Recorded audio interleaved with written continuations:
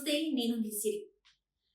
Betting apps కొన్ని రోజుల నుంచెల్లి మనం మాట్లాడుకుంటున్న ఒక వార్త అని చెప్పాలి. సోషల్ మీడియాలో కూడా బాగా వినిపిస్తున్న వార్త అయితే ఈ బెట్టింగ్ యాప్స్. అయితే ఈ బెట్టింగ్ యాప్స్‌ని ప్రమోట్ చేస్తున్న 11 మంది మీదనైతే కేసు నమోదు చేశారు నిన్న పంజాగుట్ట పోలీస్ స్టేషన్‌లో.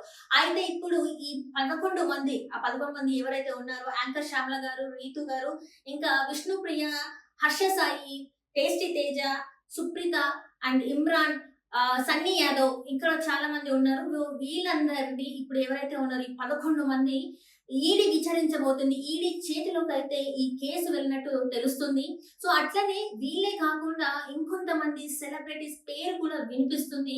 ఏంటంటే ఈడీ విచారించడానికి గల, అంటే ఈడీ చేతిలోకి వెళ్ళడానికి గల కారణం ఏంటంటే ఇందులో హవాలా ఇంకా మనీ లాండరింగ్ జరిగిందని కూడా తెలుస్తుంది. మరి ఇప్పుడు ఈ కేసు ఇంకో టర్న్ తీసుకునే అవకాశం ఉన్నట్టు కూడా తెలుస్తుంది. అయితే ఇప్పుడు ఈ 11 మంది కూడా చూసుకున్నట్టయితే వీళ్ళు యూట్యూబర్లు, ఇన్‌ఫ్లుయెన్సర్లు, యాంకర్లు, లేకపోతే బిగ్ బాస్ ఫేమ్ ఉన్న వీళ్ళన్నమాట. సో మరి వీళ్ళే కాకుండా ఇంకొంతమంది హీరోయిన్స్ పేర్లు కూడా వినిపిస్తున్నాయి. మనం నిన్న నుంచి చూసుకున్నట్టయితే వాళ్ళు వచ్చేసి మంచు లక్ష్మి ఇంకా నిధి అగర్వాల్. మంచు లక్ష్మి వచ్చేసి యోలో యాప్ ని ప్రమోట్ చేస్తుంది. అండ్ అట్లనే నిధి అగర్వాల్ వచ్చేసి జీ క్వీన్ అనే యాప్ ని ప్రమోట్ చేస్తున్నారు. మరి వీళ్ళిద్దరి మీద కూడా కేసు నమోదు చేయాలి కదా. వాళ్ళు కూడా ఈ బెట్టింగ్ యాప్స్ ని అయితే ప్రమోట్ చేస్తున్నారు కదా. ఈ కేసులు, ఈ ఈడీ విచారణ ఇదంతా మరి వీళ్ళ వరకేనా, లేకపోతే పోలీసులు వాళ్ళిద్దరి మీద కూడా కేసు ఫైల్ చేసేసి మరి వాళ్ళిద్దరిని కూడా ఈడీ విచారణకు పంపిస్తుందా లేదా? ఎందుకంటే చాలా వరకు కోట్లు సంపాదించారని చెప్పేసి సోషల్ మీడియాలో మనకైతే అనుకున్న వార్త. చాలా వరకు హర్ష సాయి అయితే 100 కోట్ల వరకు సంపాదించాడని మరి తెలుస్తుంది. సన్నీ యాదవ్ వచ్చేసి 30 కోట్ల పైన సంపాదించాడని, ఇమ్రాన్ వచ్చేసి 20 కోట్ల పైన సంపాదించాడని, ఇట్లా చాలా వరకు అన్ని కోట్లలోనే ఉన్నాయని చెప్పేసి తెలుస్తుంది. ఎందుకు తెలుస్తుందంటే, ఎందుకు ఇది నమ్మాల్సి వస్తుందంటే, మంచు లక్ష్మి గారు, నిధి అగర్వాల్ గారు కూడా ఈ యాప్స్ ని ప్రమోట్ చేయడం వల్ల నిజంగానే ఈ వార్తలో అంతో ఇంతో నిజం ఉందన్నట్టు మనకు అనిపిస్తుంది. ఎందుకంటే హీరోయిన్ స్థాయిలో ఉన్న వీళ్ళిద్దరు కూడా ఇలాంటి బెట్టింగ్ యాప్స్ ని ప్రమోట్ చేస్తున్నారంటే ఖచ్చితంగా వీళ్ళు కోట్లలో సంపాదించారని అనిపిస్తుంది. ఎందుకంటే చాలా మంది వీళ్ళని, అంటే ఈ ప్రమోషన్ వీడియోస్ చూసి చాలా మంది అమాయకులు డబ్బులు పెట్టి వాళ్ళ ప్రాణాలను కోల్పోవడమే కాకుండా కుటుంబంలోని వాళ్ళ మొత్తం కుటుంబ సభ్యుల్ని కూడా ఆత్మహత్యలు చేసుకునే పరిస్థితి ఈ రోజు కనిపిస్తున్నా కూడా ఎక్కడ కూడా వీళ్ళు ఈ ప్రమోషన్స్ అయితే ఆపలేదు. మొత్తానికైతే ఇప్పుడు వీళ్ళ మీద కేసు నమోదైంది. ఎవరైతే 11 మంది ఉన్నారో ఇప్పుడు ఈడీ చేతిలోకి విచారణ వెళ్ళింది.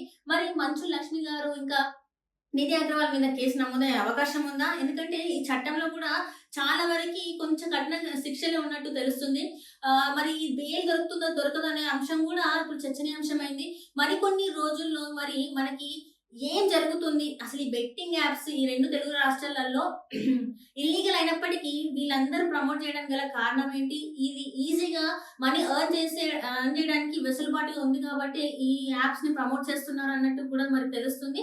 మరి వీళ్ళందరికీ ఎలాంటి శిక్షలు పడే అవకాశం ఉంది? ఎందుకంటే లోకల్ బాయ్ నానిని అయితే ఆల్రెడీ అరెస్ట్ చేశారు, తనైతే జైల్లో ఉన్నారు. మరి వీళ్ళందరూ కూడా జైలుకి వెళ్ళే అవకాశం ఉందా? మరి వీళ్ళకి శిక్షలు ఎలా పడతాయి? గతంలో బెట్టింగ్ యాప్స్ ని ప్రమోట్ చేసిన వాళ్ళు కొంతమంది బయటకు వచ్చేసి మేము తప్పు చేశాము, ఇప్పుడైతే మేము యాప్స్ ని ప్రమోట్ చేయట్లే అని చెప్పినా కూడా లా పరంగా చూసుకుంటే అప్పుడు ప్రమోట్ చేసిన, ఇప్పుడు ప్రమోట్ చేసిన శిక్షలు మాత్రం సేమ్ ఉంటే వాళ్ళ మీద కూడా ఖచ్చితంగా కేసులు అయితే నమోదు చేస్తామన్నట్టేనే పోలీసులు చెప్తున్నట్టు తెలుస్తుంది. మరి వీళ్ళందరూ ఎవరెవరైతే ఉన్నారో ఈ 11 మంది కాక ఇంకొంతమంది ఉన్నారు.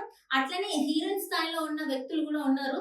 వీళ్ళందరి మీద కూడా మరి కేసులు నమోదు చేసి వాళ్ళని ఈడీకి విచారణకి మరి ఇస్తారా లేదనేది కూడా మనము అంటే తెలుసుకునే ఇదిలో ఉన్నాం.